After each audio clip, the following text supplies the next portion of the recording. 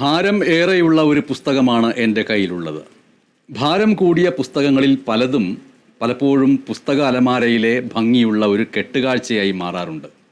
ചരിത്രത്തിൻ്റെ ഭാരമുള്ള പഠന പുസ്തകമാണെങ്കിൽ പിന്നെ പറയുകയും വേണ്ട. പക്ഷേ ചരിത്രത്തിൻ്റെ ക്രൂര സത്യങ്ങളുടെ ഭാരമുള്ള ഒരു പുസ്തകമാണെങ്കിലോ, ആ പുസ്തകം ഇക്കാലത്തും തുടരുന്ന വർഗീയതയുടെ തീവെയിലേക്ക് ഇറങ്ങി നടക്കേണ്ടി വരുമ്പോൾ നമുക്ക് ജാഗ്രതയുടേതായ ശരിവഴികൾ കാണിച്ചു തരുന്നുണ്ടെങ്കിലോ. കവിയും സാംസ്കാരിക പ്രവർത്തകനുമായ PN ഗോപികൃഷ്ണൻ്റെ രാജ്യവ്യാപകമായി ശ്രദ്ധിക്കപ്പെട്ട പുസ്തകമായ ഹിന്ദുത്വ രാഷ്ട്രീയത്തിൻ്റെ കഥ എന്നത് ഒരു ചരിത്ര പുസ്തകമാണെങ്കിലും നാം ജീവിക്കുന്ന ഈ വർത്തമാനത്തിലും ഈ പുസ്തകം നമ്മോടൊപ്പം യാത്ര തുടരുക തന്നെ ചെയ്യുകയാണ്. ചരിത്രത്തിൻ്റെ തുടർച്ചയില്ലാത്ത ഒരു സ്ഥലത്ത് ഈ പുസ്തകം നിശ്ചലമായി നിൽക്കുകയല്ല, മറിച്ച് ജീവിതത്തിൻ്റെ ഓരോ കവലയിലും ഓരോ മുന്നോട്ട് പോക്കിലും നമുക്ക് മുന്നേ നിന്ന് മഞ്ഞ ചുവപ്പ് പച്ച സിഗ്നലുകൾ തരുന്ന ചരിത്രത്തിൻ്റെയും വർത്തമാനത്തിൻ്റെയും സ്പന്ദന പുസ്തകമാകുന്നു ഇത്. ഹിന്ദുത്വ രാഷ്ട്രീയത്തിൻ്റെ കഥ എന്ന ചരിത്രത്തിൻ്റെ പ്രതിരോധ പുസ്തകം. പ്രത്യേകിച്ചും വർഗീയ രാഷ്ട്രീയവും ഫാസിസവും അർത്ഥം വെച്ചൊന്ന് നോക്കുമ്പോൾ തന്നെ നമ്മിൽ ചിലർ ആയുധം വെച്ച് കീഴടങ്ങുകയും കാൽക്കൽ വീഴുകയും ചെയ്യുന്ന ഭയത്തിൻ്റെ സന്ദർഭങ്ങളിൽ ഈ പുസ്തകത്തിന് അതിൻ്റെ ഭാരത്തിന് വലിയ പ്രാധാന്യമുണ്ട്. ഹിന്ദുത്വ രാഷ്ട്രീയത്തിൻ്റെ കഥ എന്ന പുസ്തകവും അതിൻ്റെ രചയിതാവായ PN ഗോപികൃഷ്ണനുമാണ് ഇന്ന് നമ്മോടൊപ്പം ഉള്ളത്. ഗോപികൃഷ്ണൻ, സ്വാഗതം. ഇങ്ങനെ ഒരു ബൃഹത് ഗ്രന്ഥം എഴുതണമെന്ന ആദ്യ ചിന്ത മനസ്സിലേക്ക് കടന്നു വന്നതിനെക്കുറിച്ച് 1992 കാലഘട്ടങ്ങളെക്കുറിച്ച്, അന്നത്തെ ചില സംഭവങ്ങളെക്കുറിച്ച് പറഞ്ഞുകൊണ്ടാണല്ലോ ഈ പുസ്തകം ഗോപികൃഷ്ണൻ തുടങ്ങുന്നത്. അതിൽ ഈ ഒരു എഴുത്തുകാരൻ തന്നെ അതിലെ ആമുഖത്തിലെ ആദ്യത്തെ 2 താളുകൾ ഇപ്പോൾ പ്രേക്ഷകർക്കായി വായിക്കുകയാണെങ്കിൽ ഇതുവരെയും ഈ പുസ്തകം അറിഞ്ഞിട്ടില്ലാത്തവരിലേക്ക് എളുപ്പത്തിലുള്ളൊരു പ്രവേശികയായിട്ട് മാറുമെന്ന് കരുതുകയാണ്. ആ താളുകളൊന്ന് വായിക്കാമോ? വായിക്കാം മനീഷ്. 1992 ഒരു വൈകുന്നേരം എന്നത്തെയും പോലെ ഞങ്ങൾ പനങ്ങാട് ഹൈസ്കൂൾ മൈതാനത്ത് ഒത്തുകൂടി. ശ്രീനാരായണപുരത്തിന്റെ ഏതാണ്ട് 1.5 കിലോമീറ്റർ ചുറ്റളവിലെ 25 വയസ്സിൽ താഴെയുള്ള ആണുങ്ങളുടെ സായാഹ്ന ഒത്തുചേരൽ കേന്ദ്രം അതായിരുന്നു. സ്വാഭാവികമായും ക്രിക്കറ്റ്, ഫുട്ബോള്, വോളിബോൾ തുടങ്ങിയ കളികൾ ഒരു വശത്ത് നടക്കും. കളികളിൽ താല്പര്യമില്ലാത്തവർ ഓരോരോ കോണുകളിൽ കൂടിയിരുന്ന് എന്തെങ്കിലുമൊക്കെ സംസാരിച്ചു കൊണ്ടിരിക്കും. സിനിമകളെ പറ്റി. മൈതാനത്ത് അതിരിടുന്ന റോഡിനപ്പുറത്തെ മതിൽക്കെട്ടിൽ ഞങ്ങളുടെ കളി കാണാനെത്തുന്ന കൃഷ്ണ ബേസിക് ട്രെയിനിങ് സ്കൂളിലെ പെൺകിടാങ്ങളെ പറ്റി, വായിച്ച പുസ്തകങ്ങളെ പറ്റി, രാഷ്ട്രീയ വാഗ്വാദങ്ങൾ ധാരാളം. എന്നാൽ ആ സംഭാഷണങ്ങളിൽ പരിഗണന കിട്ടാതിരുന്ന ഒന്ന് മതത്തെയും ജാതിയെയും സംബന്ധിച്ചുള്ള ഒന്നായിരുന്നു. രണ്ടുപേരെ തമ്മിൽ തിരിക്കുന്ന ഒരു ഘടകമായി മതം ആ നാളുകളിൽ ഞങ്ങളുടെ കൂട്ടത്തിൽ കടന്നു വന്നിട്ടേ ഇല്ല. അവൻ നാം വിചാരിച്ച മാതിരിയല്ല, അവന്റെ സ്വഭാവം ശരിയല്ല എന്നൊക്കെ ധാരാളം പറയുമായിരുന്നു. പറ്റിയ അബദ്ധങ്ങൾ പർവ്വതീകരിച്ച് ധാരാളം പരിഹസിക്കുമായിരുന്നു. പക്ഷേ അവന്റെ മതം ശരിയല്ല എന്നൊരു വാചകം അബദ്ധത്തിൽ പോലും അവിടെ സംഭവിക്കുമായിരുന്നില്ല. തർക്കങ്ങളും ഉപഗ്രൂപ്പുകളും ചെറിയ ഗൂഢാലോചനകളും ഒക്കെ ഉണ്ടായിരുന്നെങ്കിലും അവയൊന്നും മതത്തെ അടിസ്ഥാനപ്പെടുത്തിയായിരുന്നില്ല. അതിനർത്ഥം മതം അധികാര രൂപേണ ശ്രീനാരായണപുരത്ത് ഇടപെട്ടിരുന്നില്ല എന്നല്ല, മതാധിഷ്ഠിത പ്രസ്ഥാനങ്ങൾ അവിടെ ഉണ്ടായിരുന്നില്ല എന്നല്ല.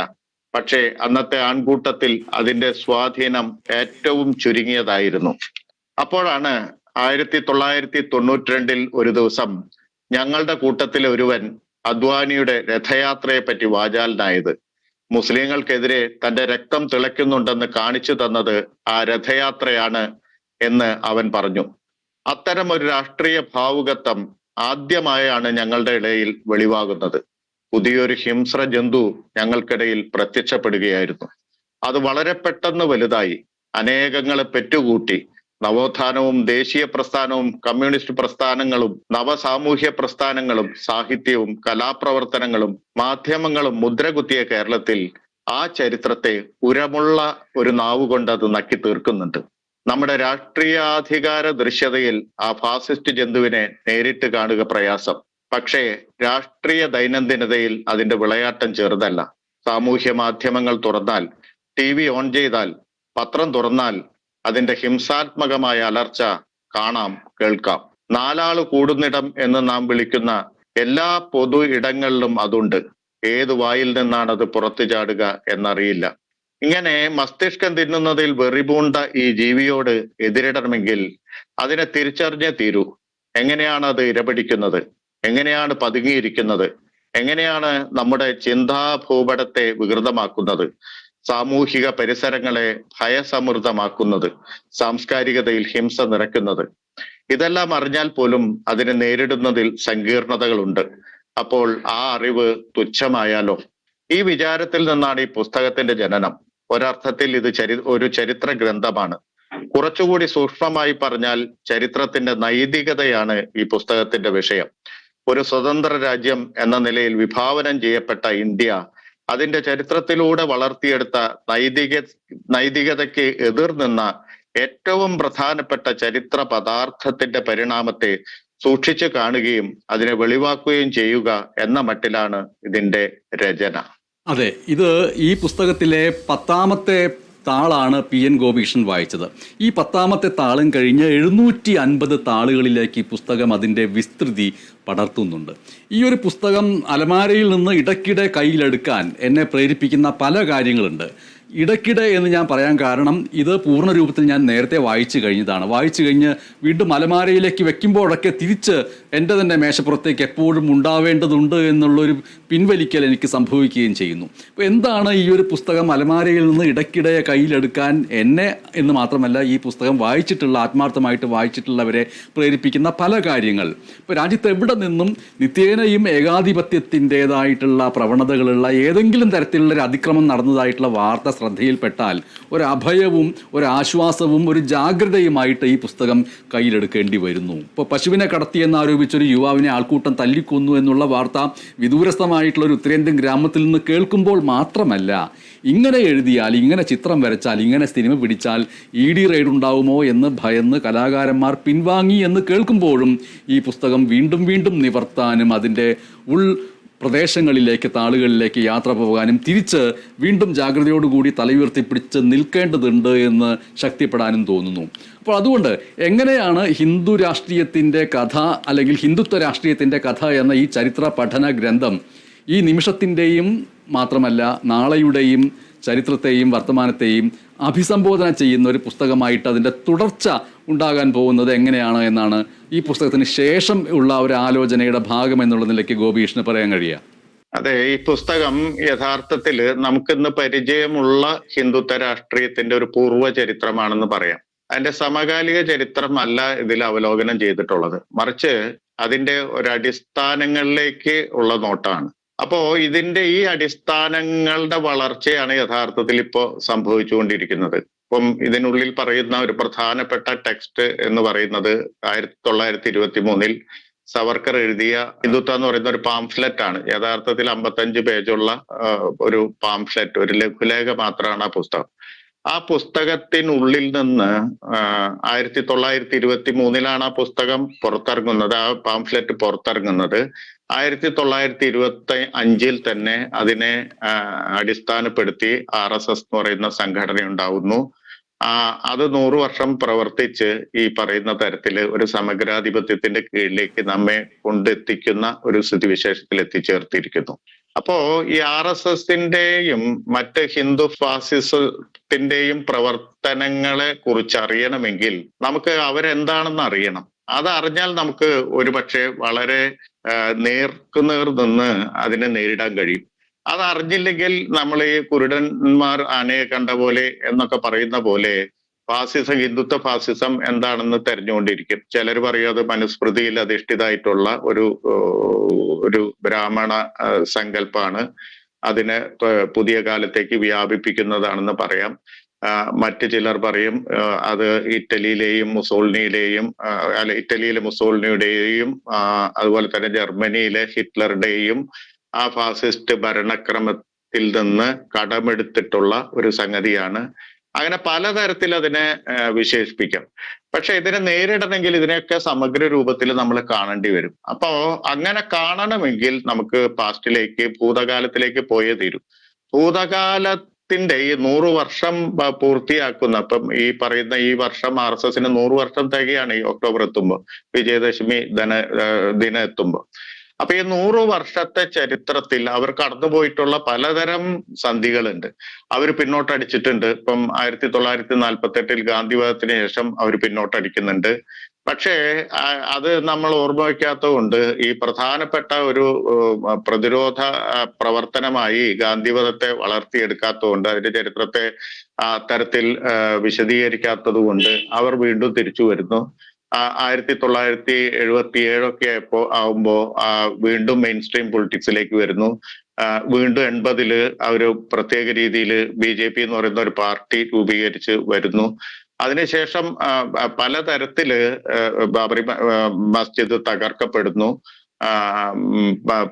അങ്ങനെ നിരന്തരമായ ഒരു ഹിന്ദുത്വവൽക്കരണം എന്ന് പറയുന്നത് സമൂഹത്തിനുള്ളിൽ നടത്തി ആണ് അത് ഈ ഭീഷണ രൂപത്തിൽ വളർന്നത്. അപ്പൊ വളരുമ്പോ നമ്മള് രണ്ട് കാര്യങ്ങൾ ആലോചിക്കണം. ഒന്ന് അവരുടെ പ്രവർത്തന രീതി, രണ്ട് നമ്മുടെ മറവി. നമ്മളുടെ ഉദാസീനതയും മറവിയിലൂടെയാണ് എപ്പോഴും ഫാസിസം വരിക. ഫാസിസം അതിൻ്റെതായിട്ടുള്ള പ്രവർത്തന രീതി കൊണ്ടല്ല ഒരു സ്ഥലത്ത് ആധിപത്യം സ്ഥാപിക്കുക എന്നുള്ളത്. നമുക്ക് ഫാസിസം വന്നുപോയിട്ടുള്ള സ്ഥലങ്ങളുടെ ചരിത്രം പരിശോധിച്ചാൽ മനസ്സിലാവും.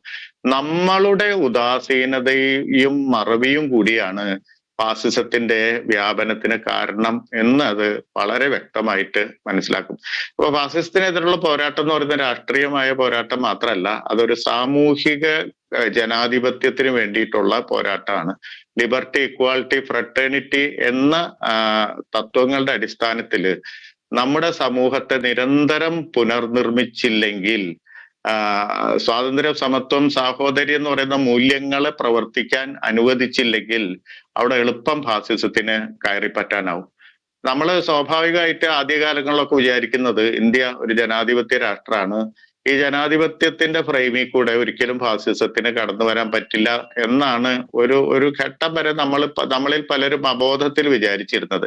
പക്ഷേ ഈ സാമൂഹ്യ ജനാധിപത്യ പ്രവർത്തനങ്ങൾ നടന്നില്ലെങ്കിൽ, നേരത്തെ പറഞ്ഞ പോലെ സ്വാതന്ത്ര്യം, സമത്വം, സാഹോദര്യം എന്നതിന്റെ അടിസ്ഥാനത്തിൽ നിരന്തരം സമൂഹത്തെ പുതുക്കി പണിയുന്ന ജാഗ്രതായ പ്രവർത്തനങ്ങൾ നടന്നില്ലെങ്കിൽ നമ്മുടെ പൊളിറ്റിക്കൽ ഡെമോക്രസി എന്ന് പറയുന്നത്, അല്ലെങ്കിൽ ഈ ഇലക്ഷൻ പൊളിറ്റിക്സ് എന്ന് പറയുന്നത് ഫാസിസത്തിന് ഏറ്റവും അനുകൂലമായിട്ടുള്ള ഒരു സ്ഥിതിയിലേക്ക് എത്തും.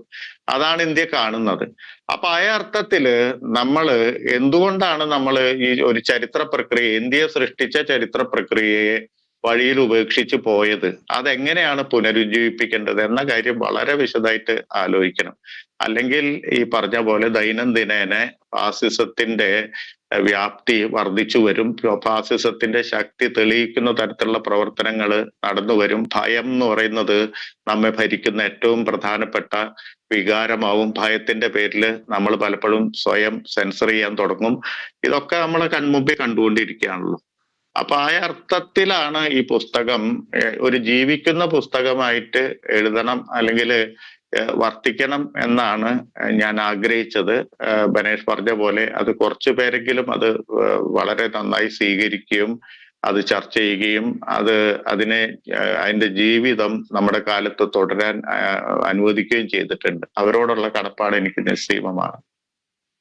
നമ്മുടെ മറവിയുടെയും ഉദാസീനതയുടെയും വഴികളിലൂടെയാണ് ഫാസിസം അതിൻ്റെ റൂട്ട് മാർച്ച് നടത്തുന്നത് എന്ന് ഗോപികൃഷ്ണൻ പറഞ്ഞതിൻ്റെ അടിസ്ഥാനത്തിൽ ഈ പുസ്തകത്തെ ഒരു ചരിത്ര പുസ്തകം എന്നുള്ള നിലയ്ക്ക് നമ്മൾക്ക് വിശേഷിപ്പിക്കാൻ കഴിയുമെങ്കിലും അതിനേക്കാൾ ഉപരിയായിട്ട് ഇത് ഒരു പഠന ഗ്രന്ഥം എന്നുള്ള നിലയ്ക്കാണ് നമ്മുടെ മുന്നിലേക്ക് വരുന്നത്. പഠനം എന്ന വാക്കിന് അവിടെ വലിയ പ്രാധാന്യമുണ്ട്. നമ്മളുടെ യൗവനത്തിൻ്റെ ഏതോ ഘട്ടത്തിൽ ഒരു ഫണ്ടമെൻ്റൽ രീതിയിലുള്ള പഠനങ്ങളെല്ലാം കാണാതെ പഠിക്കലാവട്ടെ അല്ലെങ്കിൽ മനസ്സറിഞ്ഞ് പഠിക്കലാവട്ടെ, അതെല്ലാം കഴിഞ്ഞിട്ട് ഒരു ജോലി നേടി നാം നമ്മുടെ നിത്യജീവിതത്തിലേക്ക് വന്നാലും നാം ഈ ഭൂമുഖത്ത് തലയുയർത്തിപ്പിടിച്ച് മാനവികതയുടെ ഒരു മുദ്രാവാക്യവുമായിട്ട് ഇവിടെ ജീവിക്കാൻ കഴിയണമെങ്കിൽ വീണ്ടും പാഠങ്ങൾ പഠിക്കേണ്ടതുണ്ടെന്നും പഠിച്ചവ ഓർത്തിരിക്കേണ്ടതുണ്ട് എന്നും ഓർത്തിരുന്നത് പല ഘട്ടങ്ങളിലും ചോദ്യങ്ങളായിട്ട് ഉയർത്തേണ്ടതുണ്ട് എന്നുമുള്ള ഒരു ജാഗ്രതയെക്കുറിച്ചാണ് ഇപ്പോൾ സൂചിപ്പിക്കുകയുണ്ടായതല്ലോ.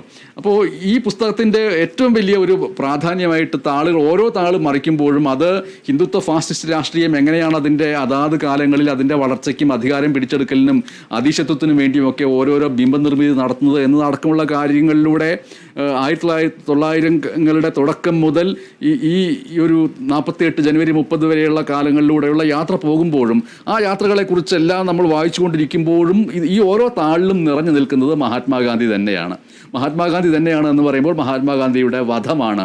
വധം എന്ന വാക്ക് കുറച്ചുകൂടി പച്ചയ്ക്ക് മഹാത്മാഗാന്ധിയെ കൊന്നു എന്ന് പറയുന്നത് തന്നെയാണ്, അതിൻ്റെ ചോരയാണ്. പക്ഷേ പിൽക്കാലത്ത് മഹാത്മാഗാന്ധിയെ കൊലപ്പെടുത്തി എന്നുള്ള വാക്കിന് പകരം വധം എന്നുള്ള വാക്ക് നൽകുന്ന ഒരു മിനുസത്തിലൂടെ നമ്മൾ പോവുകയും പരിസരത്തുള്ള ചോര തുടച്ചു നീക്കപ്പെടുകയും ആ ചോരയ്ക്ക് കാരണം ആര് എന്നുള്ള ചോദ്യം നമ്മൾ മറന്നു പോവുകയും ചെയ്യുന്ന വലിയ മറവിയെക്കുറിച്ച് കൂടി ഈ പുസ്തകം പറയുന്നുണ്ടല്ലോ. ഹിന്ദുത്വ രാഷ്ട്രീയത്തിൻ്റെ കഥ എന്ന PN ഗോപികൃഷ്ണൻ്റെ ഈ ബൃഹത് ഗ്രന്ഥത്തിലെ ഒരു അധ്യായത്തിൻ്റെ പേര് 1948 ജനുവരി 30 എന്നാണ്. അത് ഇതിലെ 546-ാമത്തെ താളിലാണ് ആ അധ്യായമുള്ളത്. ഈ അധ്യായത്തിൻ്റെ ശീർഷകം എന്ന് പറയുന്നത് ആത്യന്തികമായിട്ട് ഈ പുസ്തകത്തിൻ്റെ പൊതു സ്വഭാവമായിട്ടും നിൽക്കുകയും ചെയ്യുന്നുണ്ട്.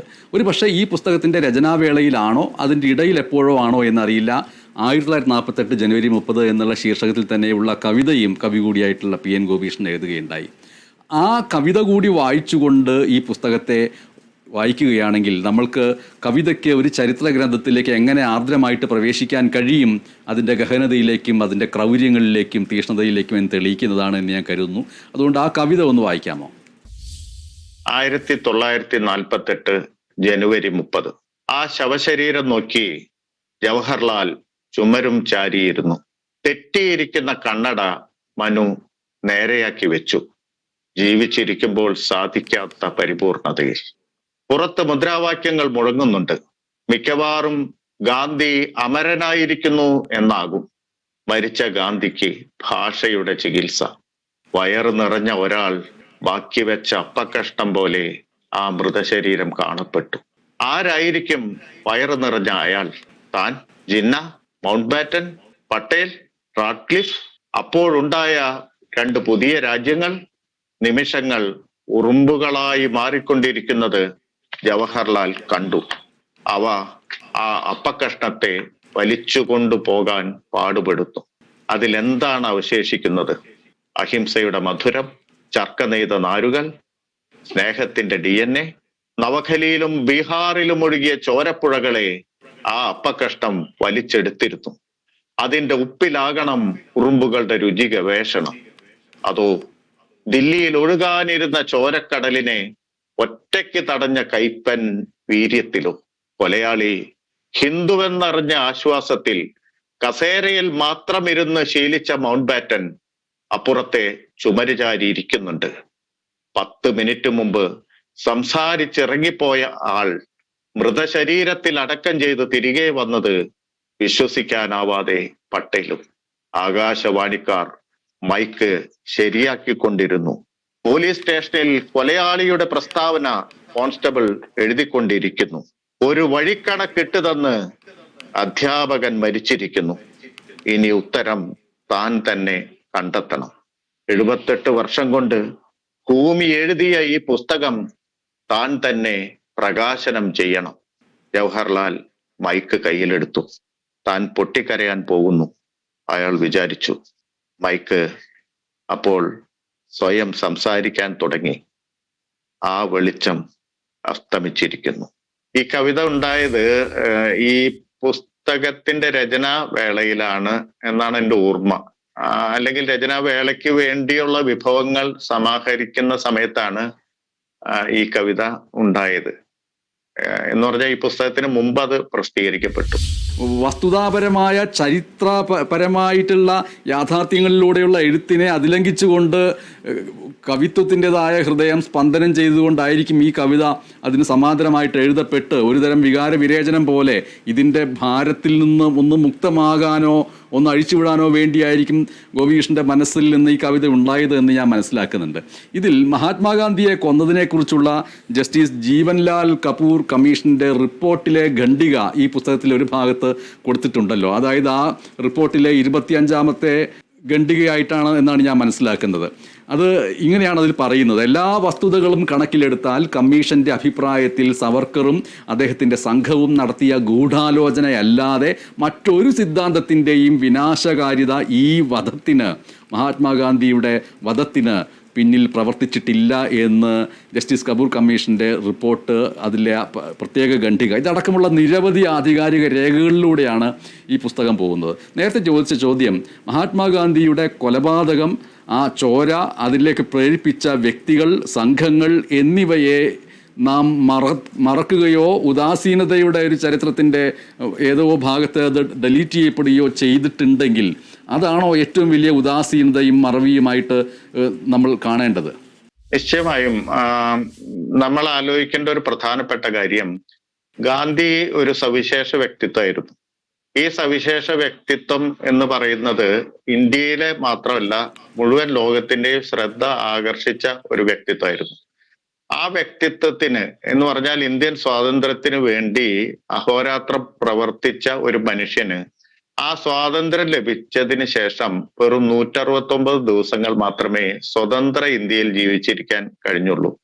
ആ കാര്യം വളരെ പ്രധാനപ്പെട്ട ഒരു കാര്യമാണ്. ഈ 169 ദിവസം മാത്രം ജീവിച്ചിരിക്കാൻ മാത്രം അദ്ദേഹത്തെ അല്ലെങ്കിൽ അനുവദിച്ചത്, അത് ആ 169 ദിവസങ്ങൾക്ക് ശേഷം ഇന്ത്യയിൽ ജീവിച്ചിരിക്കാൻ അദ്ദേഹത്തെ അനുവദിക്കാത്തത് ആരാണെന്ന് പറയുന്ന ക്വസ്റ്റ്യൻ വളരെ പ്രധാനപ്പെട്ട ക്വസ്റ്റ്യൻ ആണ്. കാരണം ഗാന്ധി തന്റെ ജീവിതത്തിൽ ഉടനീളം പൊരുതിയത് ബ്രിട്ടീഷുകാരോടാണ്, അല്ലെങ്കിൽ സാമ്രാജ്യത്വത്തോടാണ്.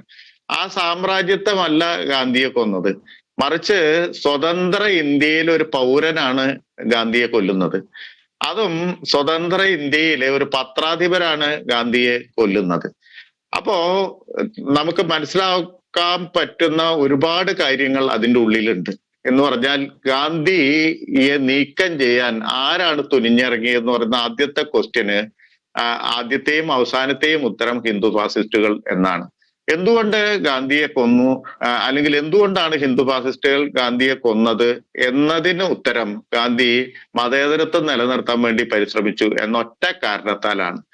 അപ്പോ ഫാസിസത്തിന്റെ സ്വഭാവവും അതിന്റെ പ്രവർത്തന രീതിയും ഈ സ്വതന്ത്ര ഇന്ത്യ ഉണ്ടായി 169 ദിവസം കഴിഞ്ഞപ്പോൾ നമുക്ക് മുന്നിൽ തെളിഞ്ഞിട്ടുണ്ട്. അതും വളരെ അനാച്ഛാദിതം ആയിട്ടുണ്ട്. വളരെ വ്യക്തമാവുന്ന രീതിയിൽ ഫാസിസത്തിന്റെ വിശ്വരൂപം അത് കാണിച്ചു തരുന്നുണ്ട്. അപ്പൊ ഇത് യഥാർത്ഥത്തിൽ നമ്മൾ അന്നേ പഠിക്കേണ്ടതാണ്, അന്നേ കുട്ടികളെ പഠിപ്പിക്കേണ്ടതാണ്, തലമുറ കൈമാറി കൊണ്ടുപോകേണ്ട ഒരു സംഗതിയാണ്. ലോകം മുഴുവൻ മനുഷ്യത്വം ഉൽപ്പാദിപ്പിച്ച ഏറ്റവും പ്രധാനപ്പെട്ട വ്യക്തി എന്ന നിലയിൽ കാണുന്ന മഹാത്മാഗാന്ധിയെ ഈ കൊന്നത്, ഈ ഭൂമിയിൽ നിന്ന് നീക്കം ചെയ്തത് ഹിന്ദു ഫാസിസ്റ്റുകളാണ് എന്നത്. അപ്പൊ അതിന് ഒരുപാട് തരത്തിലുള്ള തെളിവുകൾ നമ്മുടെ കയ്യിലുണ്ട്. കോടതി രേഖകളുണ്ട്, പോലീസ് രേഖകളുണ്ട്, അല്ലെങ്കിൽ കമ്മീഷൻ റിപ്പോർട്ടുകളുണ്ട്. ഇതൊക്കെ ഉണ്ടായിട്ടും എന്ന് പറഞ്ഞാൽ ഇത് ഒരു പൊളിറ്റിക്കലായ എന്തെങ്കിലും ബെനിഫിറ്റിന് വേണ്ടി വാദിക്കുന്നതല്ല, മറിച്ച് രേഖകൾ മുഴുവൻ നമ്മുടെ കയ്യിലുണ്ട്. ഈ രേഖകൾ മുഴുവൻ നമ്മുടെ കയ്യിലുണ്ടായിട്ടും അതെന്തുകൊണ്ട് ഈ ജനതയ്ക്കുള്ളിലെ ഒരു പൊതു അറിവായി, പൊതുജ്ഞാനമായി വളർത്താൻ നമുക്ക് സാധിച്ചില്ല എന്ന ചോദ്യം നമ്മൾ സ്വയം ചോദിക്കേണ്ട ചോദ്യമാണ്. അതുണ്ടായിരുന്നെങ്കിൽ, നമ്മുടെ പാഠപുസ്തകങ്ങളിൽ അത് പഠിപ്പിച്ചിരുന്നെങ്കിൽ, നമ്മുടെ മുഴുവൻ പൊതുസ്മരണയിലും അത് നിലനിർത്തിയിരുന്നെങ്കിൽ ഹിന്ദുത്വ രാഷ്ട്രീയത്തിന് എളുപ്പം ഒരു പ്രത്യേക ഘട്ടം കഴിഞ്ഞപ്പോ വളരെ എളുപ്പത്തിൽ ഇന്ത്യൻ രാഷ്ട്രീയത്തിന്റെ മെയിൻ സ്ട്രീമിലേക്ക് അല്ലെങ്കിൽ സെൻട്രൽ സ്റ്റേജിലേക്ക് അതിന്റെ കേന്ദ്ര സ്ഥാനത്തേക്ക് പ്രവേശിക്കാൻ കഴിയില്ലായിരുന്നു.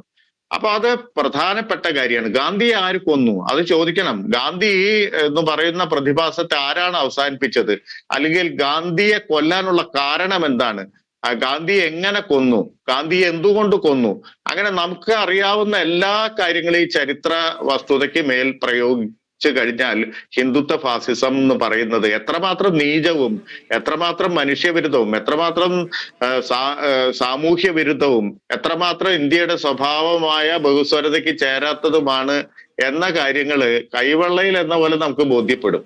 ആ കാര്യം നമ്മൾ മറന്നുപോയി. എന്ന് പറഞ്ഞാൽ ഇന്ത്യ കണ്ടിട്ടുള്ള ഏറ്റവും പ്രധാനപ്പെട്ട കൊലപാതകത്തിന്റെ ആ രക്തം പുരണ്ട കൈവിരലുകൾ ഫാസിസത്തിൻ്റെതാണ് എന്ന് പറയാൻ നമ്മൾ മറന്നുപോയി. ആ ചിത്രം നിരന്തരം കാണിക്കാൻ എല്ലാ തലമുറയും ഈ ഇന്ത്യയിൽ ജനിക്കുന്ന ഓരോ തലമുറയ്ക്കും മുമ്പിൽ അത് പ്രദർശിപ്പിക്കാനും നമ്മൾ മറന്നുപോയി. അതുകൊണ്ട് അത് ഗാന്ധി വധം എന്ന് പറയുന്നത് ഇന്ത്യയിലെ ഫാസിസത്തിന്റെ ഏറ്റവും പ്രധാനപ്പെട്ട ഒരു നമുക്ക് കാണാൻ പറ്റുന്ന തരത്തിലുള്ള, നമുക്ക് സൂക്ഷ്മമായി നിരീക്ഷിക്കാൻ പറ്റുന്ന തരത്തിലുള്ള ഫാസിസ്റ്റ് പ്രവർത്തനം ആണ് എന്ന കാര്യത്തിൽ ഒരു സംശയവുമില്ല. അതുകൊണ്ട് ഇനിയും അത് നമ്മുടെ സമയം വൈകിയിട്ടില്ല. ഗാന്ധിയെ പോലെ ഒരാളെ ഭൂമുഖത്ത് നിന്ന് നീക്കം ചെയ്ത കൊലയാളികളുടെ പിൻഗാമികളാണ് ഒരർത്ഥത്തിൽ ഇന്ന് ഹിന്ദു ഫാസിസത്തിന്റെ പേര് പറഞ്ഞ് ഇന്ത്യ ഭരിച്ചുകൊണ്ടിരിക്കുന്നത് എന്ന കാര്യം നമുക്ക് വീണ്ടും വീണ്ടും വിളിച്ചു പറയേണ്ട ഒരു ഘട്ടം കൂടിയാണിത് എന്ന് ഞാൻ വിചാരിക്കുന്നു. ശരി, ഇതിലെ ഒരു കൂട്ടിച്ചേർക്കലോ അല്ലെങ്കിൽ അനുബന്ധമോ എന്നുള്ള നിലയ്ക്ക്, കൂട്ടിച്ചേർക്കലോ അനുബന്ധമോ അല്ലെങ്കിൽ തന്നെയും എനിക്ക് തോന്നുന്ന ഒരു പ്രധാനപ്പെട്ട കാര്യം, എല്ലാ വർഷവും മഹാത്മാഗാന്ധിയുടെ രക്തസാക്ഷിത്വത്തിൻ്റെ ദിനത്തിൽ ഇന്ന് മഹാത്മാഗാന്ധിയുടെ രക്തസാക്ഷിത്വ ദിനം, ഇന്ന സ്ഥലങ്ങളിൽ പ്രാർത്ഥനകളും മറ്റും നടക്കുമെന്ന് പറഞ്ഞുകൊണ്ട് ഒഴുക്കം മട്ടിൽ പോകുന്നു. മറിച്ച് മഹാത്മാഗാന്ധിയെ നാഥുറാം വിനായക് ഗോഡ്സെ കൊലപ്പെടുത്തിയിട്ട് ഇന്ന് ഇത്ര വർഷം പൂർത്തിയാവുന്നു എന്ന് പറഞ്ഞുകൊണ്ട് അതിൻ്റെ ആ ചരിത്ര വസ്തുതകളിലൂടെ ഓർമ്മകളുടെ ചോദ്യമുയർത്തിക്കൊണ്ട് പോകുന്ന രീതിയിലുള്ള ഒരു തിരിഞ്ഞു നോട്ടവും മുന്നോട്ട് പോക്കും ഉണ്ടാവേണ്ടതുണ്ട് എന്നുകൂടി ഒരർത്ഥത്തിൽ ഈ ബൃഹത് ഗ്രന്ഥം പറയുന്നുണ്ട്. ഒരർത്ഥത്തിൽ പി എൻ ഗോപികൃഷ്ണൻ ഒരു കവി എന്നുള്ള നിലയ്ക്കും എഴുത്തുകാരൻ എന്നുള്ള നിലയ്ക്കും ഇക്കാലത്ത് ജാഗ്രതയോടുകൂടി സമൂഹത്തോട് നേരിട്ട് സംസാരിക്കുന്ന ഒരു വ്യക്തി എന്നുള്ള നിലയ്ക്കും ഒരു ആയുസ്സിൻ്റെ ഉത്തരവാദിത്വം എന്നുള്ള നിലയ്ക്കുള്ള ബൃഹത്തായിട്ടുള്ളൊരു പുസ്തകമാണ് എഴുതിയിരിക്കുന്നത്. എന്തായാലും ലോഗോസ് ബുക്സ് പ്രസിദ്ധീകരിച്ച 750 താളുകളുള്ള ഈ പ്രതിരോധ ചരിത്ര പുസ്തകത്തിൻ്റെ വില 990 രൂപയാണ്. ഈ പുസ്തകം നമ്മുടെ ഈ കാലത്ത് നാം ജാഗ്രതയോടുകൂടി ജീവിച്ചിരുന്നു എന്ന് നമ്മൾക്ക് സ്വയം തെളിയിപ്പിക്കാൻ കൂടിയുള്ളൊരു പുസ്തകമാണ്.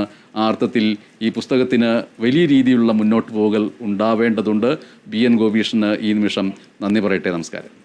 വളരെ സന്തോഷം ഈ പരിപാടിയിൽ പങ്കെടുക്കാൻ കഴിഞ്ഞതിൽ, ഈ പുസ്തകത്തെ പറ്റി സംസാരിക്കാൻ കഴിഞ്ഞതിൽ, അല്ലെങ്കിൽ നമ്മൾ അഭിമുഖീകരിക്കുന്ന ഏറ്റവും പ്രധാനപ്പെട്ട സാമൂഹികവും സാംസ്കാരികവുമായിട്ടുള്ള ഒരു ഭീഷണിയെ പറ്റി കുറച്ച് വാചകങ്ങൾ ഈ മാധ്യമത്തിലൂടെ സംസാരിക്കാൻ എനിക്കൊരു അവസരം തന്നതിൽ കേരള വിഷനോടും പ്രത്യേകിച്ച് എൻ്റെ പ്രിയ സുഹൃത്ത് ബനേഷിനോടും ഞാൻ എൻ്റെ നന്ദിയും കടപ്പാടും രേഖപ്പെടുത്തുന്നു. വളരെ നന്ദി, സന്തോഷം.